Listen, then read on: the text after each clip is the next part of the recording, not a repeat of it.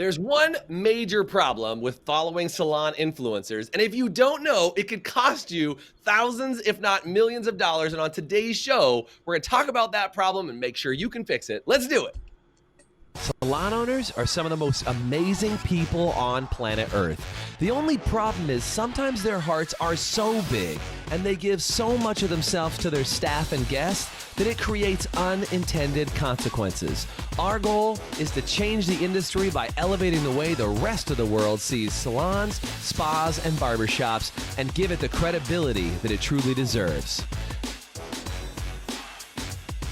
This is the Salon Owner Evo Revo Show. Today's podcast is brought to you by Salon Scale, allowing you to charge by what you know, not by what you feel. Hey, what's going on, guys? Welcome to today's Salon Owner Evo Revo Show. My name is Jason Everett, and with me, as always, is my partner in crime, Mr. Doug Campbell. What's up, Doug? How's it going? Good to be here. Dude, glad to have you on today, and really excited to be talking about the subject today because I think there are so many influencers out there in the space that I just think say some incredible things. However, one of the biggest challenges that comes up is there's some problems with kind of what they say, how they say it, what the timing is, and I want to talk about that today on the show. And we've got two incredible guests on today's show that I'd love to give you the opportunity to meet and introduce you to. I've got Chris and John from Shop Talk Podcast that are on the show today. What up, fellas? Good to have you on today. We're double podcasting. What's up, guys? Happy to be here. Yeah, super good to have you guys on, and really excited to be chatting with you guys today and seeing what the flow is gonna be like today. Because you guys have been awesome. You've interviewed us a couple of times. We've kind of bumped into each other some other places, and you guys run an incredible podcast. And if you guys haven't checked out Shop Top Podcast, we really would like you guys to go and listen to what some of the good things that these fellows have to say. And they are just absolute pros. So thanks for being on today, guys, and really glad to have you.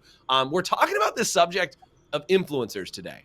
And one of the things that I think happens over and over again is that influencers tend to do one thing, which is they say something to create a larger level of influence, right? They'll say something like, you should double your prices, or you should fire all your clients, or quit your job before tomorrow. And they'll throw kind of like a big bold headline out there to get attention.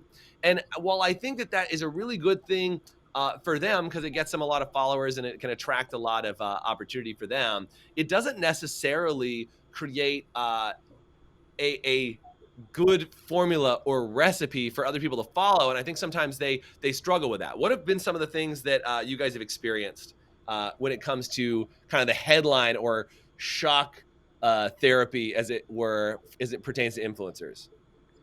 Well, it's first of all, it's a great topic and an interesting question. And we talk to a lot of different people on our podcast. Many of them are influencers. Right. And that said, even when we're in conversations with those people, often great hairstylists, good people, they've built a business, but they'll even admittedly say, listen, being an influencer and being a hairstylist in the salon are two very different jobs, where one of them doesn't always necessarily complement the other. One of them, I'm trying to gain the attention and interest of hairstylists and make myself bigger, more known in the industry so I can educate. The other is like building an honest, organic business behind the chair. And those foundations, oftentimes when we get into questioning about that, the real talk comes out, and it's like, guys, building my business in the salon, I had to do this the organic way. I had to ask for referrals, give great customer service, charge accordingly as I was growing. And oftentimes what you're getting is the end of the story 5 years down the road after I've already done all these things. It's like, well, what happened before then to get to where I was at in my business and gain the expertise? Yeah. And Chris, you bring up a good point, which is like, I just want to be really clear, because you might be an influencer watching this podcast. You're like, you dirty bastards, Chris, John, Doug, and Jason, how dare you, knock it out. That's really not the point of what we're talking about. I think it's more the misapplication of information is what we're talking about. Is are you listening to education and advice that's right for you at the step in your business and in your career development that you are right now? Because I think sometimes what can happen is, as a stylist, as a salon owner, you can, like you could be, for example, a salon owner that like hasn't earned your first $500,000 yet, and you're listening to advice of a salon owner that has 40 locations, and it's like, well, that's not the advice you should be following. Like what they're doing is not the same thing you should be doing. And I see this all the time is people are like, well, I've seen Costco run a deal, or I've seen Ulta run this deal, or I've seen this other business. I see Walmart do this deal. I'm going to have to do a deal like that. And they don't realize that that's not something that they should be doing at their size of business or their size of business, whether it's individual stylist or an entire salon. Yeah. And the answer might be yet. Like, I'm not there yet. Totally. Yeah. I think one of the things that's important is that influencers do or have given us lots of great information, right? They've shared with us the things that we have to do in regards to making sure that we've set boundaries with our guests. Those are good things to talk about. They talked about how we can increase our pricing because those are important things to talk about. These are all good things. The challenge is all of that was a process, right? All of that was a journey. In order to get what they have, you have to have walked that journey too. And it's not as simple as, hey, I'm going to charge this. Hey, if a client's 15 minutes late, I'm going to kick them to the curb. There are things that have come out of the whole influencer movement, for lack of a better way to put it, that's great information. Yet, as we've already kind of talked about, there is a process to get from A to B. And in the end, you can end up hurting yourself if you kind of jumpstart the process before you should. Yeah, and I think. Oh, go ahead, Doug. It's the gradient play, right? So you hear it from an influencer and it's way out here, and you got to take that back. So raising my prices. Well, influencer doubled their prices and still kept the majority of their clients. Okay, I hear that, so I can take the principle of that and say I may need to increase my prices, but I'm not at the place I could double my prices yet. So what price point can my business handle right now? So I think the whole thing is listening to influencers, but then taking the gradient back to where you are on your journey so that you take the principle. Yeah, it's a good idea to make sure you got the right boundaries with your clients. You may not be in the position if you're just starting out. Yeah, for sure. And I think one of the challenges that can come up over and over and over again is being in a position that the typical amount of information that you get from an influencer can be in a soundbite, can be in a like, do what I'm doing. And I think the reason why people like to be influenced by people in the future is like, hey, they're ahead of me. They're doing something I haven't done. And Chris, to your point, I haven't done yet. But I think you got to really say, you said it. You said about do what I. You said it a little differently. I'm gonna tell you what I would say is that don't do what I just did. Do what I've done so you can do what I just did. Yeah, do what I did to get there. Yeah, exactly. And I think the thing is about this, it's like I love what you said because I do love that quick visceral stimulation of seeing something that somebody's ahead of me in a moment where I can look at it on Instagram or wherever, and I can gain a little bit of context around it. But one of the things that we talk about a lot that we fear is when I throw out the idea of business foundations like KPIs. I hate to use KPIs right now because, I know that's like anti-influencer what we're talking about, but what is a KPI? It's a key performance indicator that if I measure it over time, it shows me how well I'm doing in my business, right? So an example of that might be retention. Now, let's say I'm a new-ish stylist and I'm growing and I am gaining some traction and I'm starting to see people come back, but that number isn't as big as I think it is because I don't track it. I don't see it as important. I don't, necessarily care yet, right? Yeah. If I don't realize that my pricing is directly correlated to my retention, like if my pricing is higher than my actual retention, I will stunt the growth of supply and demand that I'm creating through good service. Right. And I think it gets dangerous when we start to make, again, that really paint the world with a wide brush and go, hey guys, everybody needs to do this because this is where I'm at. And I go, wait a minute, there are actually some things that you can measure along the way that are going to let you know when you're ready, how ready are you? How big of a jump is this? And, if I'm a veteran stylist and I'm 10 years past where I should have had a price adjustment, there are also things I Right. can measure, Totally. right? And so, Yeah. when we take our eye off the ball of what got us there, that's a problem because like you Right. said, all of these things are always in play. Right. Mhm. Yeah. And you mentioned this rule and this idea around when do you need to make the jump.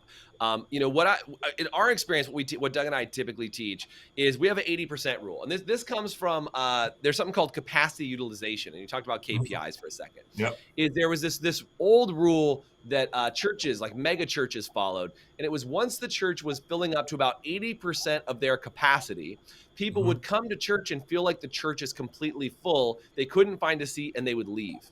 And so we borrowed that and said, okay, well, how do you use that inside of a salon environment to say, all right, well, how do you look at this? When do you know if it's time for your overall the salon to raise prices? How do you know Right. if it's time for you to raise prices as an individual stylist? And so what we look at is once your personal books are full at 80%, you're 80% full, clients are having a hard time getting booked. They're feeling like they have to wait, months for them to get in on their schedule. And it's Mhm. time for you to be able to raise prices. And it doesn't mean you're going to double your prices. It just means you're Mhm. going to have a pricing increase. And again, if you need to figure out a level system or something like that, like reach out, Yeah. get some help, get some support on it. But then at that 80%, you can build it. And same thing, once your salon, and we talk about this for locations, once your salon is at 80% of its total capacity between hours that are spent behind the chair, total staff that you have, etc., it's now time for you to find another location, right? And so you have to Right. have measurements inside your salon and inside your own personal book of business to say, this is the level where I'm going to increase my prices, not just because, like, if I said, okay, I've got enough slots for me to do, and I'll just use 100 guests just because it's easy. I'll say I can do 100 guests. Once I hit 80 guests, well, I need to raise my prices. Mhm. The problem is when people are at 10 guests and they have the Right. capacity for 100 guests, that is not the time to raise prices. That is a time to fill up your schedule, book Yeah. yourself solid, and make sure that there's enough demand for what you're doing. And on that same venue, if you're measuring your KPIs and you're measuring your progress, you get to do the reverse, which means, okay, let's have that price increase, right? Yeah. And then all of a sudden, if you watch that 80 clients drop down to 70, drop down to 60, then you know you need to step up your game, right? Yeah, Maybe that yeah, was, that's a great point. Great point. and if you're not tracking those, here's the thing about influencers, and I think this is important, is they're inspirational. They inspire us to do Yeah. things that we might not otherwise have done. They inspire us to potentials that we have as artists and as hairstylists. Yet, if we're not tracking those numbers, and I love the 80% piece, right? We call that productivity, right? Yeah. If Mhm. you're 80% productive, then yes, it's time for a price increase. But if your productivity starts to take a dive, this is not the time, and sometimes that's where we're at. We're like, well, we're not really busy. Maybe I should raise my prices. Yeah. Yeah, check a look at your productivity first, because if that's the real issue, the fix is far different. The fix is, how do I get more clients in the door? What does my online game look like? What does my referral game look Yeah. like?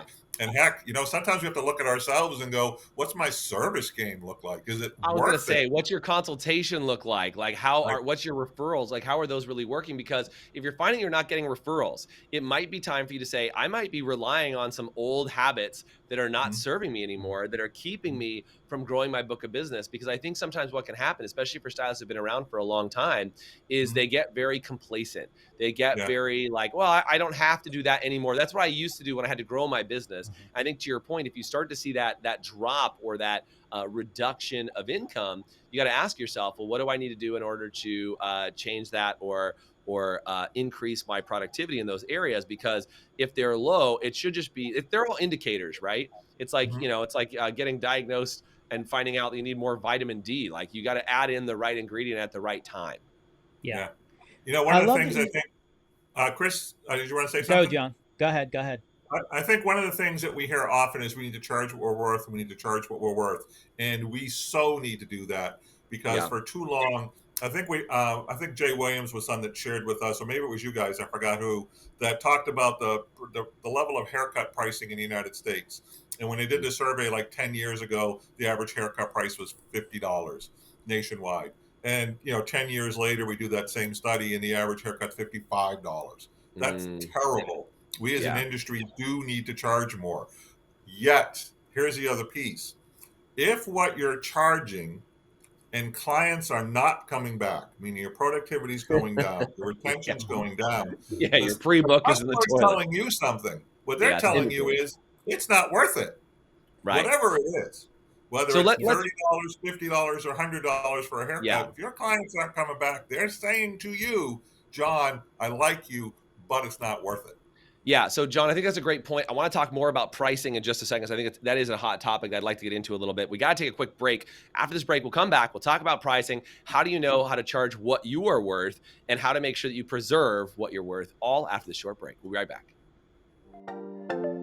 Hey, HPSA listeners, let me ask you this. Are you tired of not knowing what your hair color is costing you on every appointment and watching it chew up your profit? Well, with Salon Scale, we take the guesswork out for you. Using a mobile app paired with a Bluetooth scale, Salon Scale will tell you exactly what your color is costing you on every bowl mix down to the gram. As you mix, Salon Scale will also digitally store your formulas and track how much product is being used in real time, so you can manage your inventory, cover your expenses, and generate more profit in your salon. Use promo code HPSA10 to get 10% off an annual subscription. Salon Scale, the new standard for mixing color. We're talking with Chris and John from Shop Talk Podcast. If you get a chance, go over, check out their podcast. They got tons of great shows, lots of interviews, and amazing stuff that they teach and what they train on. And on today's show, we're talking about the potential bad influence of influencers. We're talking about what are some of the issues that happen when you only listen to influencers, kind of your only source. And John and Chris, I saw this the other day. This was circulating the internet. Is people are saying, oh, dang, I forgot the meme in just 1 second. It was talking about, it said, I didn't get my cosmetology degree on YouTube. Right? Have you guys seen this floating around? You seen this thing? They're like, YouTube is not cosmetology school. And I think that there's some real big truth in that, is there great information available you can go and watch from influencers or watch on YouTube or whatever? Like, dude, both of us have tons of content online. Of course, there's good content online, but that should never be a replacement for somebody giving you direct feedback on your reality of, where you're at, what you want to do, getting direct feedback. Because that's the experience I've had, is that I can't learn online because sometimes I'll get advice from somebody who's way ahead of me or way below me that's not applicable to me at this time in my business. Yeah, and I love that you use the word direct feedback, because in my mind, like, the person that I'm envisioning there is the feedback that my clients are giving me. Meaning, like, how authentic is that smile? Are they sending it? Listen, if I'm like every salon owner or high performing hairstylist can think about a time when you're in the salon, you look across the room and you see there's a client visually uncomfortable inside of a service and that stylist didn't know it. They didn't realize it in the moment, right? So it took somebody else's eyes from across the room to go, hey, have you checked in on your client? She looks uncomfortable. She looks this. Wow, that client at the front desk, maybe it's your support staff that comes up and says, they didn't really look too happy checking out. But they were like, no, it was good. Yeah. It was good. But I didn't see that. I didn't catch those cues. And I never see that person again. And I don't know it. And that happens enough time in a row that people start to talk. And eventually, I love what John said earlier. Like, I land in a place where I'm emotional. I'm a little bit slower behind the chair. And I go, oh, I know what I'll do. I'll raise my prices. So I'll put myself in a higher demographic. Because I'm talking the wrong people. Yeah, I'm putting myself, now to a client who's going to expect higher value, going to expect more out of a service, and I'm not there yet. And, here's one of the things I think about all the time as a 48-year-old person now, is that when I was younger, I didn't know what I didn't know. Yeah. And I didn't realize that there were levels of maturity that you hit throughout your career behind the chair or as a salon owner or leader or whatever have you. And you go, wow, I just realized I've come into a new place in my career. Yeah. And those are things that KPIs help us to not only measure, right, but they also help us to reflect on and go, wow, people aren't coming back. What does that mean? Well, I'm not doing something, right? Now, whatever it is, it can be fixed, but I have to know about it. Like, I'm not doing something. Yeah, I mean, if you don't measure and you don't know what your results are telling you, it creates a problem. You also mentioned getting outside feedback. This is why I mean, like, look, all of us here give feedback to people on a regular basis for salons and their stylists. But I think taking that feedback and actually applying it and getting the right feedback at the right time in order to take the right actions to do it is what's critical. Because you mentioned it, we all have blind spots. Right. We all every single day. I mean, part of it is like that's why we all work with each other. That's why Doug and I work together. That's why you guys work together is that you can see blind spots that your other partner or team member can't see, and that's where a salon team environment is really important to start to get that feedback. I think sometimes when people are by themselves, especially in like a rental environment and a suite rental or booth rental, is they get stuck and they're like, I just don't know what's going on. Like I'm not getting any outside feedback, and the only feedback they can measure are those KPIs to say, well, if it's going up or going down, what do I need to change? And I think sometimes you can misdiagnose the problem and say it's because I'm charging the wrong price for being at the right level. So how is it, John, because you mentioned this before the break, how is it, John, that we can start charging the right prices? Do you have some thoughts on that to know or what? And do you ever recommend people ever lower their prices? What are your thoughts? Yeah, I usually don't recommend that people lower their prices because that's taking a step backwards. What I would say instead is, if your haircut's $50 and you're not getting the retention that you want, right? You're not getting to that 80% productivity level, then what do you need to do?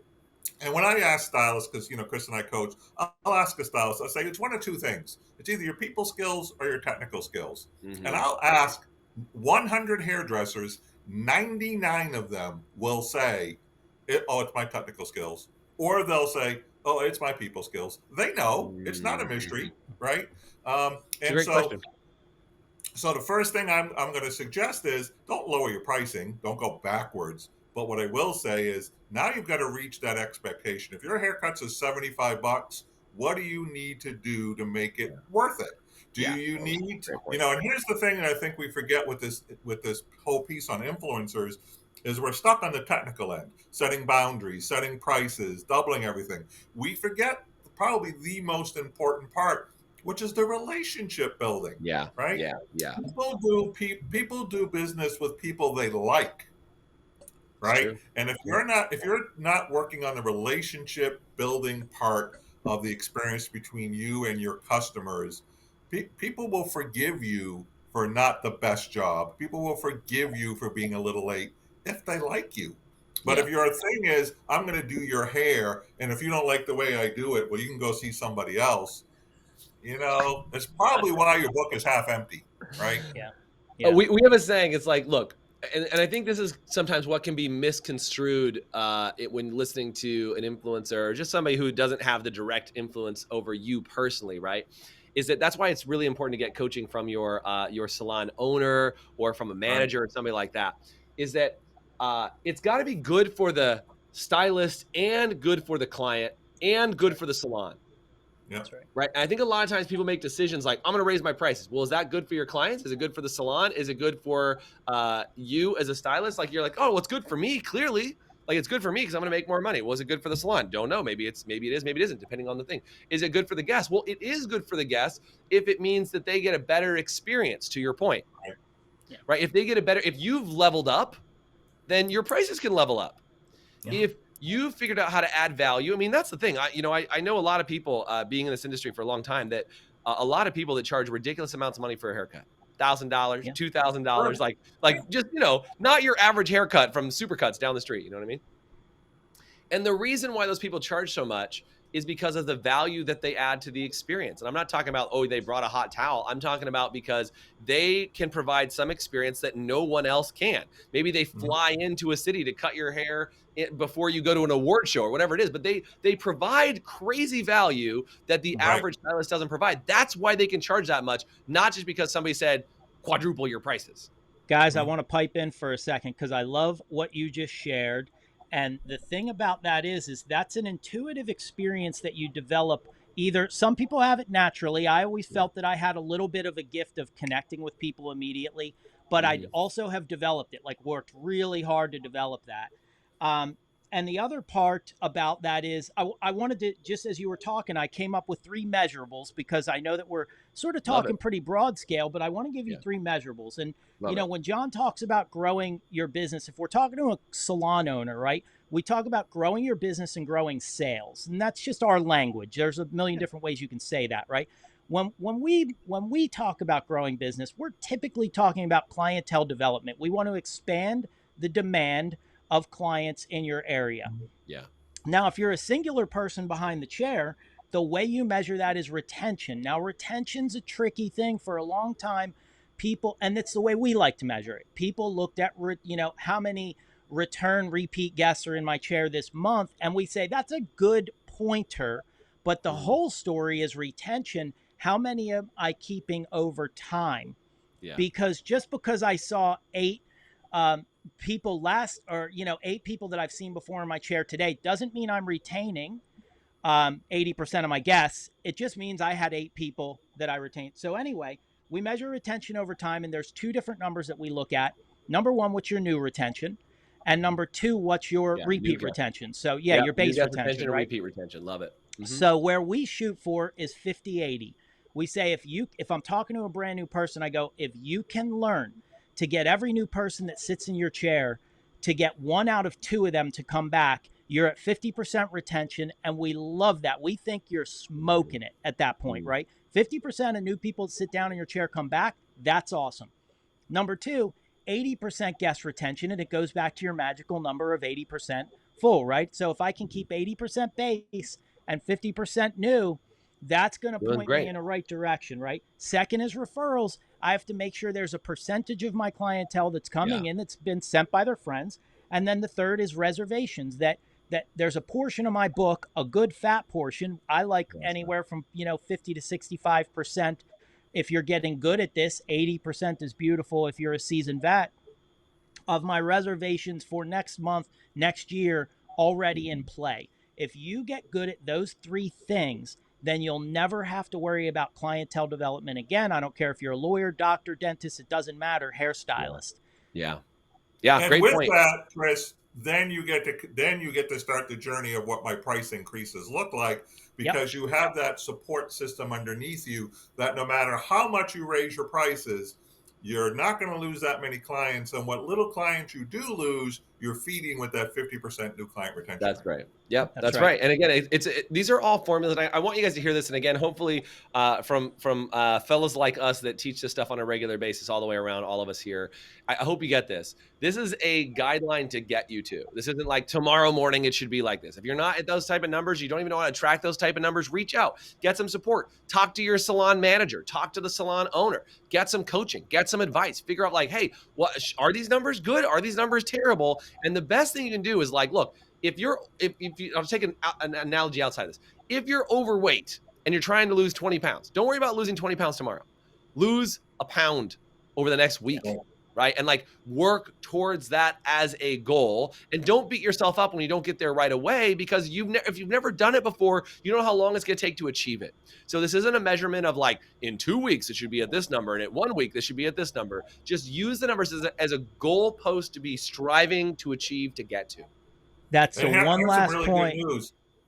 For those people that work in a commission salon, I guarantee you there's somebody in the room who's already done it, is already good. You don't have to go far. There's somebody in the room of where you're working right now who knows what it takes to get there because they've done it themselves. Go talk to them. They're 3 chairs down from you. Yeah. Yeah, absolutely. Chris, you want to make one last point, man? Then we're going to rock and roll. Yeah, no, I was just going to stand on your shoulders and say it's a journey, man. It's, I as young as I was when I was young, I felt like I needed to get there today. And it ends up that if you take this thing like a journey, you can have a lot of happy, prosperous, enjoyable stages in your career. Yeah, that's right, man. And not to be too cliche, but when you do fall in love with the journey of becoming an incredible stylist and becoming an incredible manager, leader, or salon owner, when you fall in love with the process, it should never feel like work. It should always feel like you're on a journey. And I think that's the number one thing. I am the most impatient person on planet Earth. You don't even want me, but you don't want me behind you in the line at the grocery store. Cause I'm like, is that line faster? Is that like, I always want to be somewhere else further, faster, in shorter amount of time. And I know there's a lot of people out there that feel the exact same way. And the thing that I've learned about that is be patient with yourself. Nobody else is on your journey. Nobody else knows what you've been through. And whether you want to say God, the universe, the great spirit, however you choose to look at it, there is a plan for you to get not where you would like to be, but where you're supposed to be. If you follow the process, you stay dedicated to what you're doing, and you keep an incredible work ethic on that journey, you will get to where you need to go.